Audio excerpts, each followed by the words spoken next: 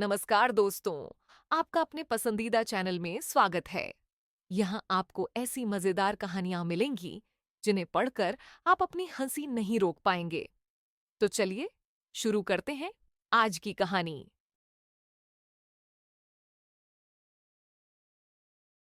मुग्धा और उसकी सास के बीच पूरा समय सास के किसी न किसी काम को लेकर मतभेद चलते ही रहते हैं। बहू, ओ बहू, जरा चाय बना दे। मुग्धा चाय लेकर आती है। ये लीजिए, और कुछ चाहिए? अरे नहीं, बस चाय पीने का मन था। जाओ, तुम दूसरा काम करो। चाय पीने के थोड़ी देर बाद सास दोबारा मुग्धा को आवाज लगाती है। अरे बहू रे, आओ बहू, जरा हलवा तो बना दे, मीठा खाने को मन हो रहा है। इसी तरह मुग्धा की सास पूरा समय कोई ना कोई काम बताकर उसे रसोई से बाहर तक निकलने नहीं देती। कभी चाय, कभी हलवा, कभी पानी तो कभी दूध, हर समय खाने को चाहिए। और उसके लिए अपने हाथ पैर बिल्कुल नहीं हिलाने। परेशान किया हुआ है इन्होंने। सास की जबरदस्ती परेशान करने की आदतों से दुखी मुग्धा एक शाम सचिन के साथ अपने कमरे में बैठी हुई बात कर रही होती है। सुनो जी, मम्मी जी की ये जानबूझकर मुझे परेशान करने की फरमाइशों से मैं बहुत फ्रस्ट्रेट हो चुकी हूँ। पूरे दिन में एक सेकंड का आराम नहीं मिलता। रसोई से बाहर कदम रखती नहीं कि बहू ये बना दे, बहुरी वो बना दे। अरे इनकी फरमाइशें चलती ही रहती है।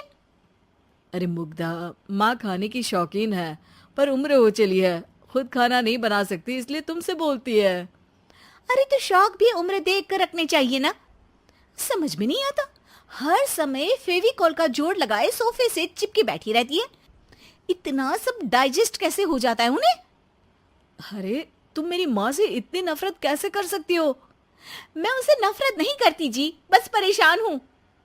जहां मुग्धा अपने पति से ये सब बोल रही होती है, वहीं उसकी सास भी कमरे के बाहर दरवाजे से कान लगाए सारी बातें सुन रही होती है और अगली दोपहर रसोई में मुग्धा के पास जाती है। बहू, आज ना मेरा कुछ मसालेदार खाने का मन है। तो चाय बना दो, मुझे बहुत पसंद है। अरे ना, ऐसा कर लिट्टी चोखा बना ले। और हाँ, जितना मसाला बातों में मिलाकर पति को सुनाती हो ना, सब्जी में भी वैसे ही डाला करो, खाना स्वादिष्ट बनेगा। सास की बात सुनकर मुग्धा हैरान रह जाती है। मतलब अब पूरा समय मुझ पर हुक्म चलाने के साथ बंद कमरे में हुई पति पत्नी की बीच की बातें भी सुनती है? अरे बात जब मेरी थी तो सुनने में क्या दिक्कत है? ये कहकर सास वहां से चली जाती है। अरे अब तो हद पार हो गई। इस तरह से तो ये मेरा जीना मुश्किल कर देंगी। मुग्धा सास की हरकतों से परेशान उसका हल सोचने लगती है और इसी तरह कुछ दिन बीत जाते हैं, जिसमें सास का जन्मदिन आता है। मुग्धा बहुत खुशी के साथ अपनी सास को एंड्रॉइड मोबाइल गिफ्ट करती है। मम्मी, आपको सबसे बात करने के लिए बहुत दिक्कत होती है ना? कभी सचिन तो कभी मुझे बोलना पड़ता है, पर इस मोबाइल से आपको कोई दिक्कत नहीं होगी। एक जगह बैठे बैठे बहुत कुछ कर सकती हैं अब आप। मोबाइल देख सासू माँ खुश हो जाती है, पर उसे इस्तेमाल करना तो आता नहीं, इसलिए साइड में रख देती है। जिसे देख मुग्धा घर का सारा काम छोड़ मोबाइल सेट कर सास को इस्तेमाल करना सिखाने लगती है, जिसके बाद अब सास पूरा समय मोबाइल में ही लगी रहती है। हाय, जब से मम्मी को मोबाइल मिला है मेरी लाइफ में कितनी शांति आई है। अच्छा है, इसी तरह बिजी रहे तो मैं भी सुकून की जिंदगी जी पाऊंगी। अब मुग्धा जब मन करे काम करना, जैसा चाहे वैसा खाना बनाकर खाना, पूरा समय रिलैक्स और खुश रहने लगती है। क्या बात है, आजकल तुम बहुत चहक रही हो। अरे मम्मी जी से छुटकारा जो मिला है, अब ना फरमाइशें ना छुप छुप कर बातें सुनना। अच्छा, तो मोबाइल गिफ्ट करने की ये स्कीम थी। इसी तरह दिन बीतते हैं और अब मोबाइल पर लगी सास फरमाइशों की जगह सवालों के लिए बहू को आवाजें लगाना शुरू कर देती है। अरे बहू सुन तो, देख जरा किसी का फोन क्यों नहीं मिल रहा? रिचार्ज खत्म हो गया है, पर अभी 4 दिन पहले ही तो मैंने किया था।